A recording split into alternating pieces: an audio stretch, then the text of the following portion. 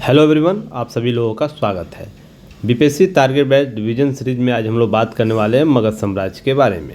तो मगध साम्राज्य एक परिचय के तौर पर देख लेंगे, साथ ही देखेंगे मगध साम्राज्य वंशावली क्या थी, मगध साम्राज्य के सफलता के कारण क्या क्या थे, तत्कालिक कारण के तौर पर हम महत्वपूर्ण बिंदुओं को देखेंगे। हर एक वंश उसके शासक कौन कौन से रहे थे, उनकी उपलब्धियाँ क्या थी, उस पर चर्चा करेंगे। शिशुनाग वंश के शासक कौन कौन थे और उसकी उपलब्धियां क्या थी, उनके संदर्भ में देख लेंगे। और नंद वंश के शासक और उनकी उपलब्धियों को भी हम देखेंगे। उसी समय विदेशी आक्रमण होता है, तो विदेशी आक्रमण में एक भारत में ईरानी आक्रमण, हम फारसी आक्रमण को देखेंगे और ग्रीक सिकंदर का आक्रमण भी अलग से देखेंगे। इसके सहित उसके बाद विदेशी आक्रमण होता है तो भारत में उसके क्या प्रभाव पड़ते हैं, दीर्घकालिक रूप से, अल्पकालिक रूप से, तो इस सारे संदर्भ को देखेंगे आज के वीडियो में। तो अंतिम तक बने रहिएगा। तो आगे बढ़ते हैं, लाइक से सब्सक्राइब जरूर कीजिएगा, युक्तिया इसको सपोर्ट कीजिए।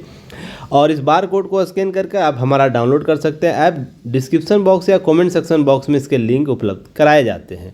साथ ही टेलीग्राम चैनल ज्वाइन कर सकते हैं, इस बार कोड को भी स्कैन करके टेलीग्राम चैनल पर ज्वाइन कर सकते हैं। हमारा वेबसाइट विजिट कर सकते हैं www.yuktiyas.in पर।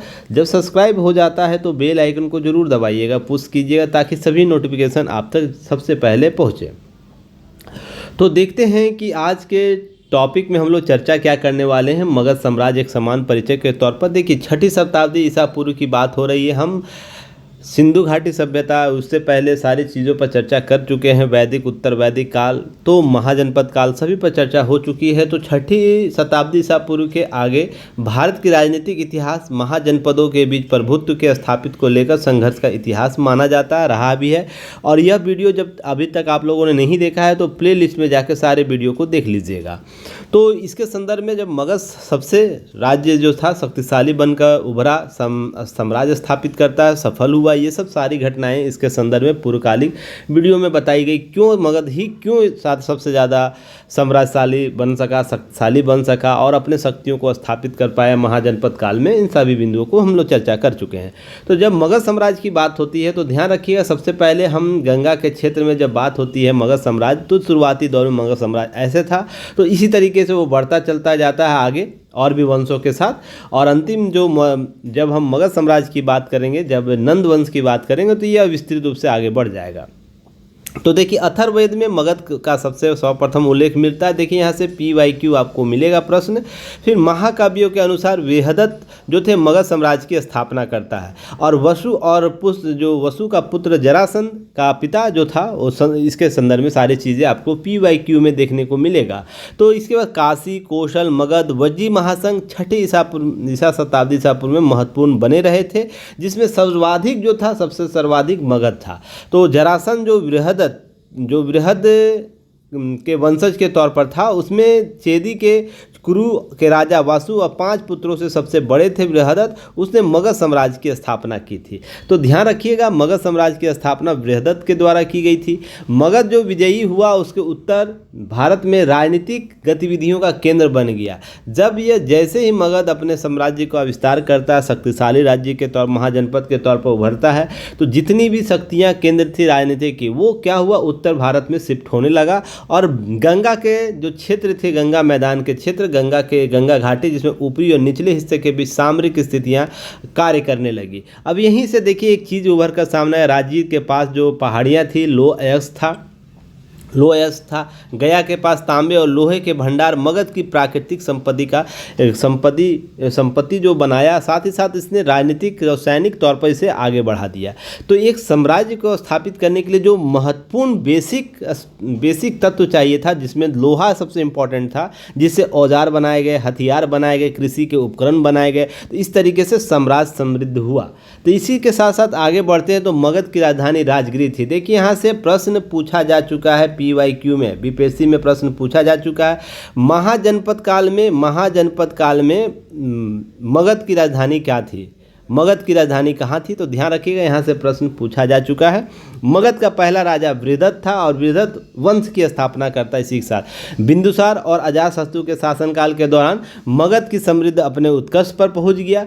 तो देखिए, जब हम बात करते हैं मगध के बृहदत्त से जब आरंभ करते हैं और नंद वंश के शासन तक जाते हैं, तो देखिए पहले यह मगध का साम्राज्य इतना दूर हुआ करता था। उसके पाटलिपुत्रा का स्थापित होते उज्जैन के बाद हम आगे बढ़ते चलते हैं और नंद वंश के तक आते हैं तो देखिए साम्राज्य कहाँ तक चल गया था, पाकिस्तान के क्षेत्रों तक पहुँच गया था और आपको यह क्षेत्र आपको उड़ीसा के तट तक देखने को मिलेगा। तो इस तरह का विस्तृत साम्राज्य स्थापित होता है और आगे चलकर मगध साम्राज्य और भी सशक्त हो जाता है। तो कुछ चीज़ों को समझिएगा। देखिए मगध साम्राज्य की बात होगी तो 3 वंश को याद रखना है, हर्यक वंश, शिशुनाग वंश और नंद वंश। इन वंशों के साथ जब भी बात होगी तो ईस्वी के साथ बात होगी। तो देखिएगा जब हर्यक वंश की बात होती है तो 544 ईसा पूर्व से लेकर 413 ईसा पूर्व तक इसने शासन किया। कुल 131 वर्षों तक इसने शासन किया हर्यक वंश के प्रमुख जो शासक कौन कौन से, बिंदुसार थे, अजातशत्रु था और लास्ट में उदयन जो महत्वपूर्ण शासक था। तो ध्यान रखिएगा बिंबिसार से अगर हम बात करें तो 1544 से लेकर 492 ईसा पूर्व तक इसने शासन किया। अजातशत्रु 492 से 460 ईसा पूर्व तक इसने शासन किया। उदयन जो 460 से लेकर 444 ईसा पूर्व तक शासन किया था हर्यक वंश के तौर पर। उसके बाद शिशुनाग वंश आता है। शिशुनाग वंश ध्यान रखिएगा 413 से लेकर ईसा पूर्व से लेकर 345 ईसा पूर्व तक लगभग 68 वर्षों तक इसने शासन किया। और इस शासन वंश में ध्यान रखिएगा 2 महत्वपूर्ण, शिशुनाग और कालाशोक याद रखना है। शिशुनाग वंश जो था, शिशुनाग जो शासक बना, राजा बना, वो 412 से लेकर 394 ईसा पूर्व तक रहा था और कालाशोक 394 से लेकर 366 ईसा पूर्व तक बना रहा, शासन काल अपना किया। नंद वंश की बात करें तो 344 से लेकर 322 ईसा पूर्व लगभग 22 वर्षों। देखिए कहीं कहीं आपको यहाँ पर 343 भी मिलेगा और यह टोटल 23 वर्ष भी मिलेगा। तो कन्फ्यूजन नहीं होना, ये सबसे ज़्यादा मानक डेट दिया गया है जो सभी अन्य स्रोतों से वेरीफाई किया गया है, जिसमें महापद्मनंद बहुत ही महत्वपूर्ण शासक होता है। इसका प्रथम भारतीय ऐतिहासिक राजा इसको बताया भी गया था। तो ध्यान रखिए इसके साथ साथ धनानंद, जिसके बाद सिकंदर के युद्ध होता है, उसके बाद मौर्य साम्राज्य की स्थापना हो जाती है। तो यह शासनकाल इनका देख लीजिए आप लोग। महापद्मनंद का शासनकाल 344 से लेकर 334 ईसा पूर्व और धनानंद का 329 से लेकर 321 ईसा पूर्व। ध्यान रखिए ये क्यों दिया गया है, दिया इसलिए गया है ना कि कम से कम इंट्रो आपको याद रहे इन महत्वपूर्ण शासकों। और देखिए कोई ऐसा शासक या नहीं है जिससे प्रश्न PYQ नहीं पूछा गया है। तो आपको जब भी मगध साम्राज्य की बात करनी, इन सारे शासकों का राजनीतिक रूप से किस रूप से वो समृद्ध हुआ, कैसे साम्राज्य को स्थापित किया, उसके बारे में कुछ जानकारी चाहिए। आप बिंबिसार की बात कर ले, अजातशत्रु, उदयन, सभी जगह से प्रश्न पूछे जा चुके हैं। शिशुनाग, कालाशोक, यहाँ से भी प्रश्न पूछे जा चुके हैं। महापद्मनंद और धनानंद, तो यह सब सारे प्रश्न के आपको क्षेत्र देते हैं। तो हम बात करते हैं मगध की सफलता का कारण क्या था। सबसे पहले तो ध्यान रखिएगा मगध को अनुकूल भौगोलिक स्थितियाँ प्राप्त थी। मैंने पूर्व में भी बता रखा था क्यों शिफ्ट हुआ सिंधु घाटी सभ्यता से उत्तर वैदिक काल में। जब हम बात करते हैं वैदिक, उत्तर वैदिक से लेकर हम महाजनपद तक आते हैं, तो मगध क्यों इम्पोर्टेंट बन गया, उसके लिए मैंने आप लोगों को थ्योरी बता रखा है। तो पहले के वीडियो में जाके देखिएगा। फिर मगध पश्चिम और पूर्व भारत में मुख्य भूमि का मार्ग स्थित था, जिसके कारण एक महत्वपूर्ण कारक था मगध के भौगोलिक स्थिति में साम्राज्य के तौर पर विकसित होने का। फिर राजगीर और पाटलिपुत्र दोनों की राजनीतिक स्थलियाँ जैसे समृद्ध और लो एस के पास स्थित थे, इसलिए भी मगध इंपॉर्टेंट है। और यहाँ ध्यान रखिएगा, यहाँ से दोनों से प्रश्न PYQ में पूछा जा चुका है। राजधानी, प्रारंभिक राजधानी BPSC में पूछी जा चुकी है, जाके PYQ को देखें आप लोग। और कमेंट सेक्शन में ज़रूर बताएं कि क्या आपको इससे लाभ हो रहा है, PYQ से आप चीज़ें सॉल्व कर पा रहे हैं या नहीं कर पा रहे क्लास कर लेने के बाद।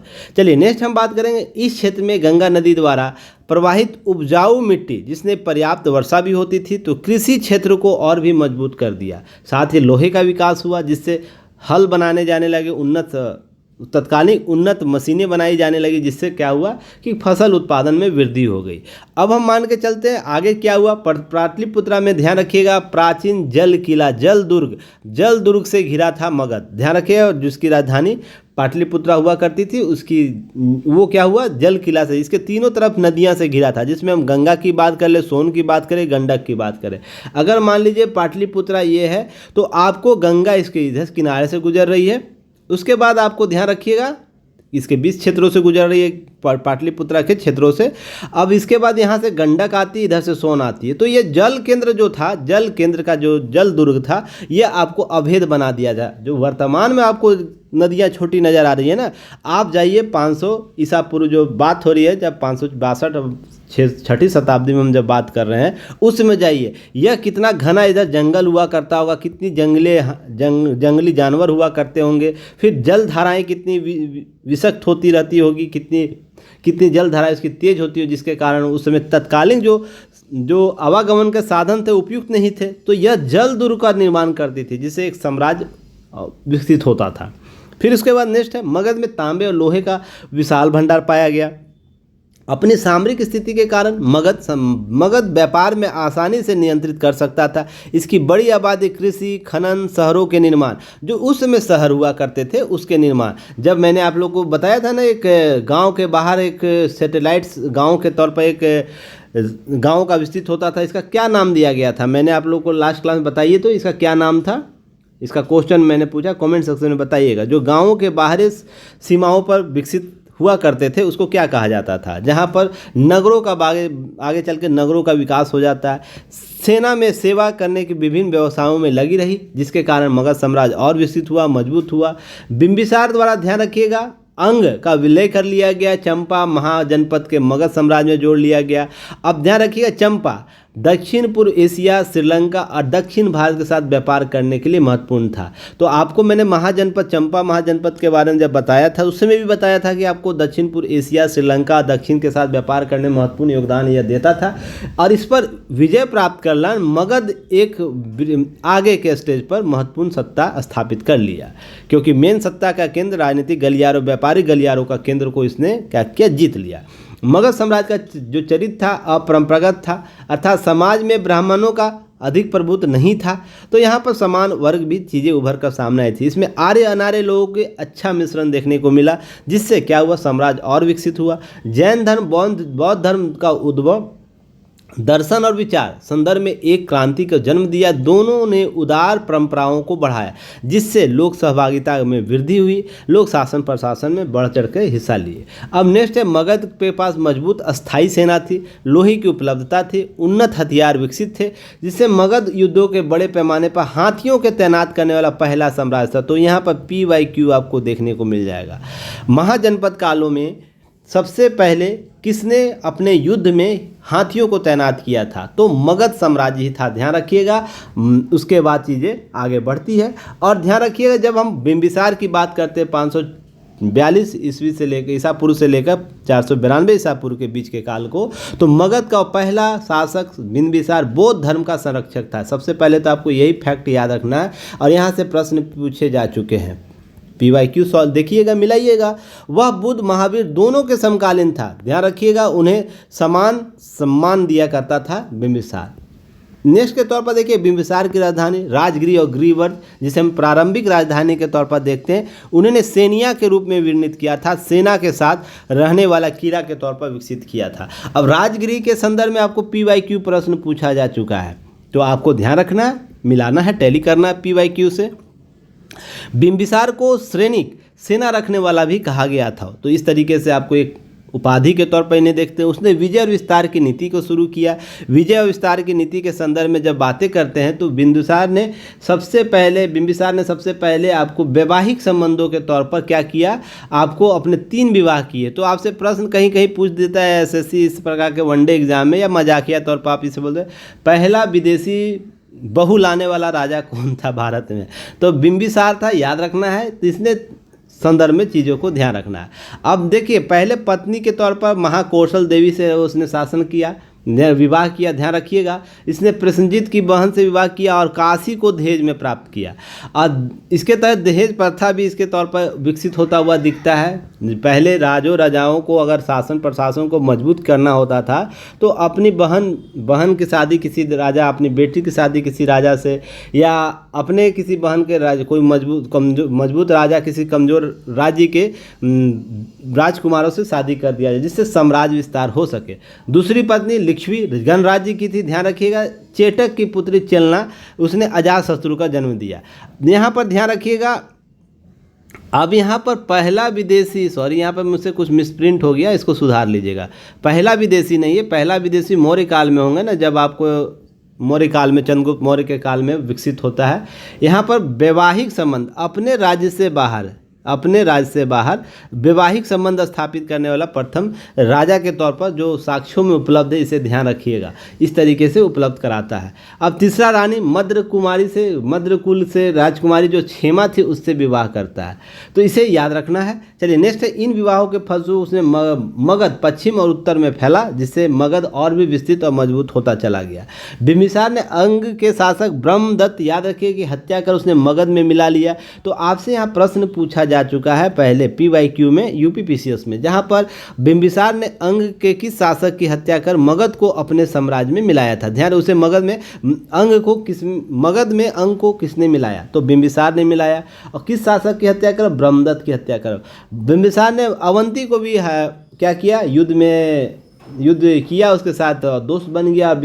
और प्रमदोत जब पीलिया रोग से ग्रसित था तो बिंबिसार ने अपने राज्य वेद जीवक को उज्जैन भेजा था। और ये आपको PYQ में प्रश्न पूछा जा चुका है, तो आप इसे जरूर ध्यान रखिएगा, यहाँ से प्रश्न आते हैं, ऐसा नहीं कि नहीं आते हैं, तो ध्यान रखना आप लोगों को, थोड़ा सा मिस प्रिंट नहीं करना है। नेक्स्ट है अजातशत्रु। अजातशत्रु सबसे इंपॉर्टेंट है, ध्यान रखिएगा, यहाँ से प्रश्न बार बार पूछे जाते हैं। हम बात कर रहे हैं 492 ईसा पूर्व से लेकर 460 ईसा पूर्व के कालखंड में। देखिए अजातशत्रु की बात होगी, सबसे पहले हाथी का विचार रखिएगा आप लोग। इसने सेना में बहुत बृहद पैमाने पर हाथियों का प्रयोग किया था, कुछ हथियारों का प्रयोग किया था। ध्यान रखिएगा, अजातशत्रु अपने पिता बिंबिसार की हत्या कर उसको शासक बना, इसलिए इसे कुनिक कहा गया। और यहाँ पर PYQ में आपको देखने को मिलेगा प्रश्न, प्रीवियस ईयर क्वेश्चन पूछे जा चुके हैं, किसे कुनिक कहा जाता है, अजातशत्रु को कुनिक कहा जाता है। क्यों कहा जाता है, क्योंकि उसने अपने पिता की हत्या की, इसलिए इसे कुनिक कहा जाता है। उसने कौशल वैशाली को भी पराजित किया और मगध में मिला लिया। सबसे शक्तिशाली और आक्रामक शासक के तौर पर अगर हम हर्यक वंश में देखते हैं तो अजातशत्रु का ही नाम सबसे पहले आएगा। अगर हम बात करें वैशाली के युद्ध में अजातशत्रु ने महाशिला कंटक और रथ मुसल जैसे हथियारों का प्रयोग, उसके मंत्री वरस्कार काफ़ी सहायक सिद्ध हुआ। अब दो हथियारों की चर्चा आपको मिलती है और यहाँ से PYQ प्रश्न, प्रीवियस ईयर प्रश्न आपको देखने को मिलेंगे। अब वो मशीन कैसी थी, ध्यान रखिएगा, आपने बाहुबली मूवी देखी है, उसमें देखिए इसी प्रकार के आपको गोला फेंकने वाले महाशिला कंटक और रथ मुलस कहने का मतलब क्या होता था कि आपको घोड़े के आगे बना दिया जाता था एक चक्री घूमता था, उसमें हथियार लगे तो ये चक्री घूम के लोगों को काटता था।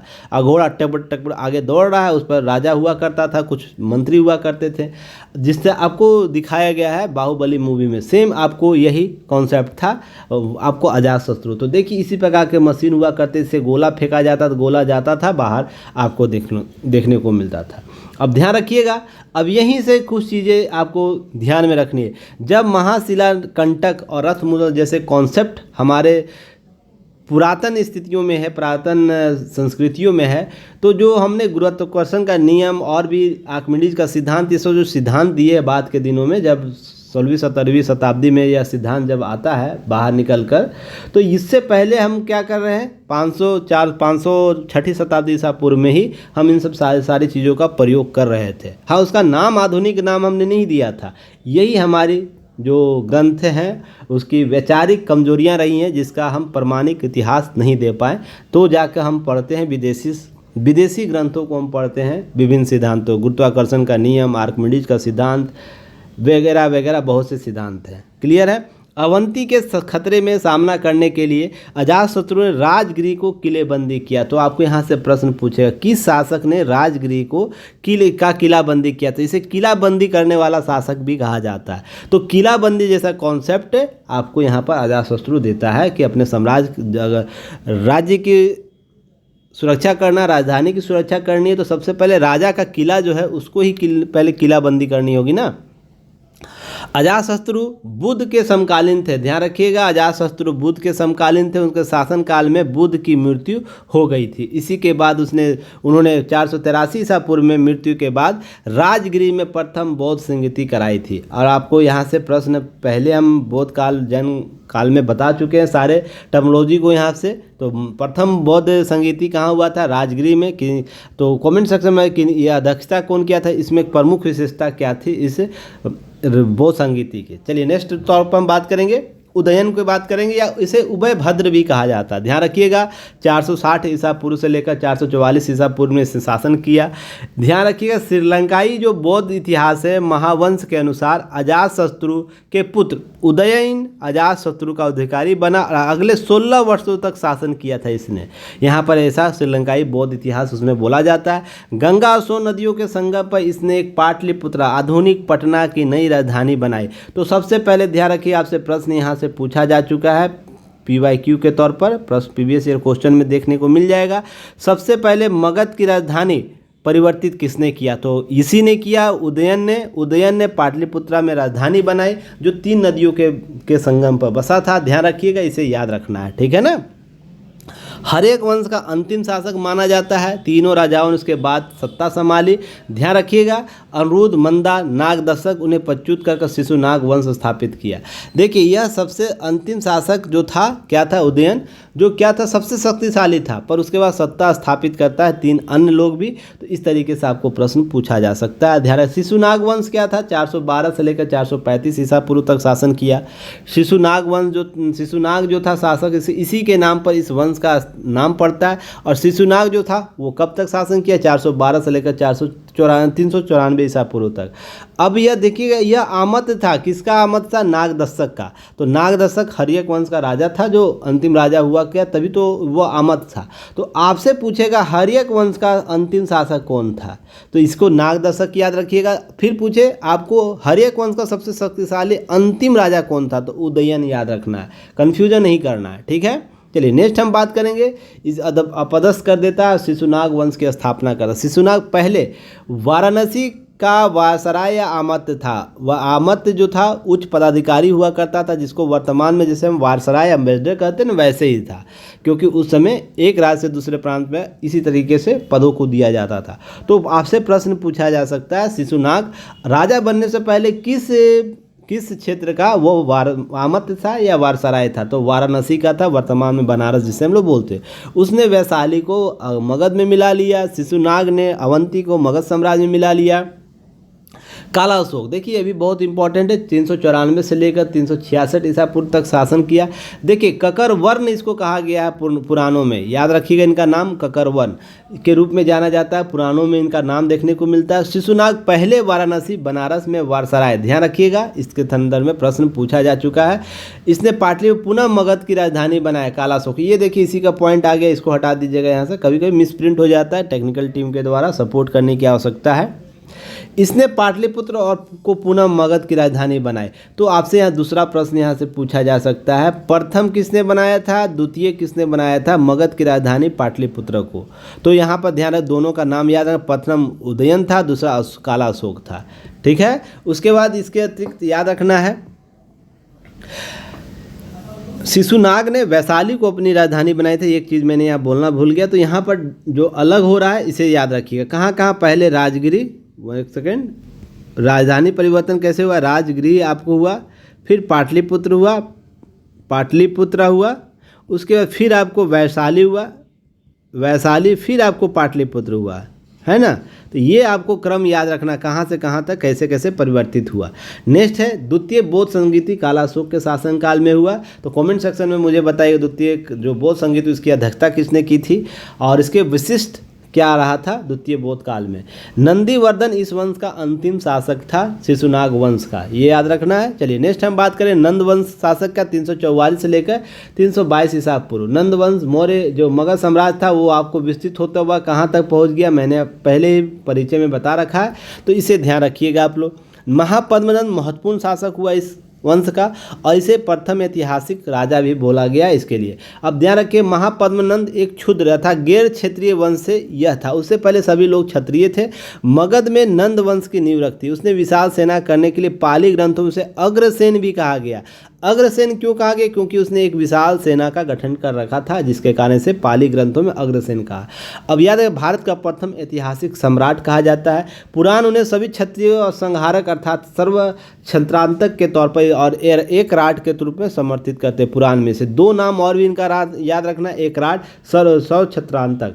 इसी तरीके से महापद्मम विख्यात होता है। उसके दरबार में कल्पक, सकातल आदि जैन मंत्रियों की उपस्थिति थी। जैन धर्म की और उसका झुकाव का संकेत इसी तरह से मिलता है। तो यहाँ पर पूछा जा सकता है आपसे कि इसके दरबार में कौन से जैनी लोग रहते थे, तो कल्पक और सकातल याद रखना है ना।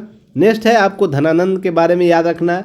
धनानंद अपने विस्तृत साम्राज्य को मजाकों में, या तो हम कहें इस तरीके से कि हवाबाजियों में ही गवा दिया। नंद वंश का अंतिम महाराजा कौन था?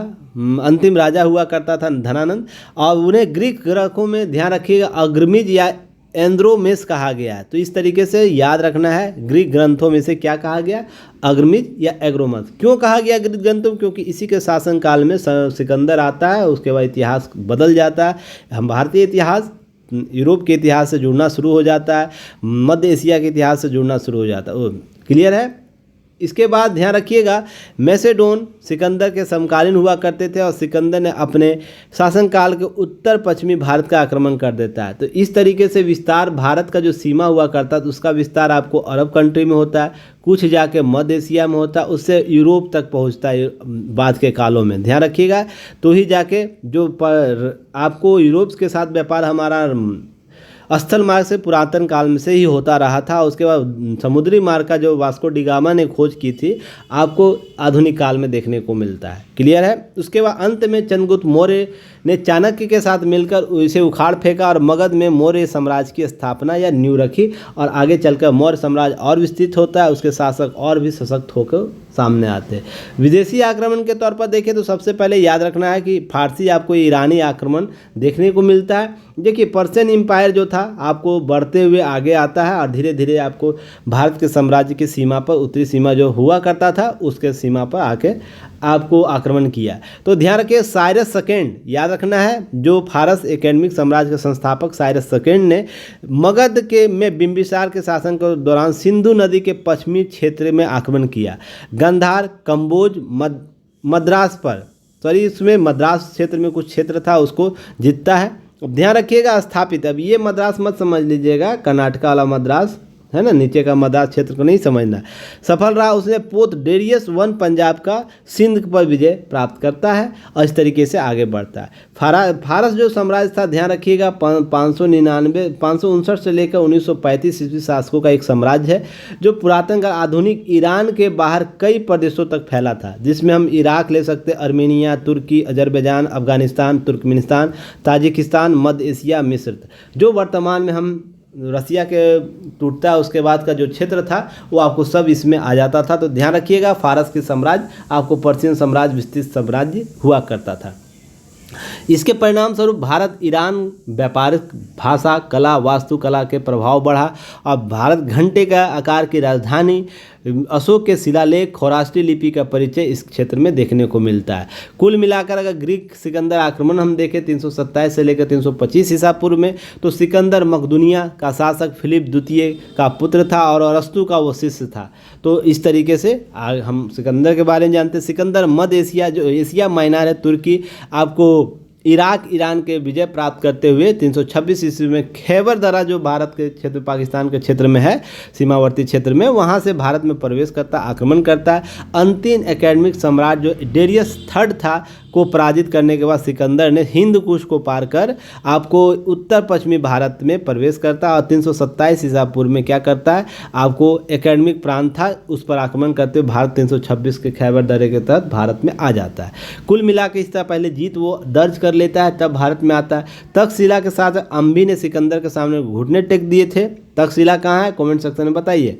आपको मैंने बता रखा पहले भी, महाजनपद काल में जो हाई डेविस्पीच का जो युद्ध था उसमें युद्ध झेलम नदी के किनारे हुआ। सिकंदर को पोरस के सामना हुआ, पोरस को पराजित किया सिकंदर, पर पोरस इतना बहादुरी के साथ लड़ा कि उससे प्रभावित होकर राज्य वापस कर दिया। पोरस सिकंदर का सहयोगी बन गया। तो ये सब लोकोक्तियाँ उभर कर सामने आती है। पोरस के लिए आपको धारावाहिक भी निकल चुका है, एपिसोड भी निकल चुका है, उसे ज़रूर देख सकते हैं आप लोग।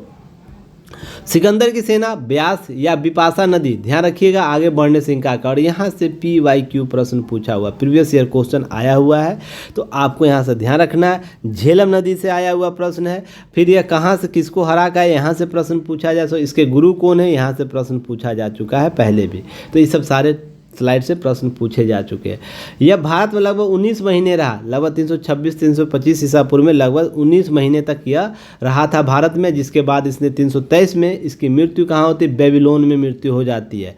तो कहाँ पर होती है, बेबीलोन में। इसीलिए ध्यान रखिएगा, सिकंदर के पश्चिमी भारत में कुछ यूनानी उपनिवेश स्थापित किए, जिसमें काबुल में इसने सिकंदरिया, आधुनिक बेलग्राम जिसे कहते हैं बेग्राम, झेलम नदी तट पर बेकेफाल, जिसे सिकंदर के घोड़े की मृत्यु हुई थी उसका नाम झेलम के तट पर बुकेफाल का रखा गया, और निकाइया जहाँ पोरस के साथ इसका युद्ध हुआ उसका नाम निकैया रखा था। तो इस तरीके से नाम याद रखना है।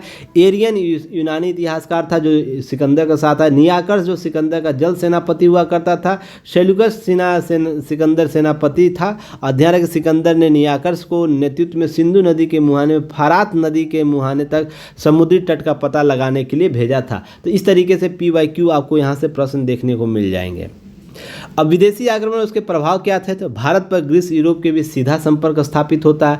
मौर्यों के अधीन उत्तर भारत राजनीतिक एकीकरण को प्रोत्साहित किया जाता है। सिकंदर के इतिहासकारों के लेख उस काल के बराबर जानकारियाँ प्रदान होती है। भारत में इंडो बैक्ट्रियन पार्थियन राज्यों का बुर्जारोपण हो जाता है, और इसी के बाद कालांतर में आप देखते हैं भारत में उन लोगों का भी प्रवेश होने लगता है। अब है गांधार कला और स्थापत्य का पर यूनानी प्रभाव बढ़ता है। सिकंदर द्वारा नए भूमि और समुद्री मार्गों की खोज की जाती है, जिससे और भी उस क्षेत्र के राजा शासक महाराजा प्रभावित होते हैं। तो इस तरीके से मगध साम्राज्य का जो छोटा वीडियो आप लोगों को दिया गया है, बस इसे आप लोग क्या करना है, कुछ नहीं करना है। जब भी मैं टास्क देता हूँ आप लोगों को, टास्क को देख लेना, अपने सोर्स से पढ़ लेना है, उससे संबंधित PYQ को देख लेना है। क्लास होता है, क्लास के बाद सारे वीडियो को देख लेना है। PDF एक बार देख लेना है। PDF आप लोगों को ऐप पर अपलोड है, ठीक है ना। और उसके बाद PYQ को सॉल्व करना है। सॉल्व करने के बाद देखिएगा आपका स्कोर लगातार बढ़ेगा, और यह लगातार प्रत्येक डे करना है। ऐसा नहीं कि एक दिन छोड़ देना है, क्लासेज नहीं हो पाती किसी कारणवश, तो आपको जो टास्क दिया जाता है वो टास्क अपना पूरा करके रखना है, ठीक है ना। एक दिन पहले का टास्क मैं इसलिए दे देता हूँ कि आप रिवीजन कर सकें। चलिए फिर हम कल मिलते हैं नए वीडियो एनालिसिस के साथ, तब तक के लिए धन्यवाद।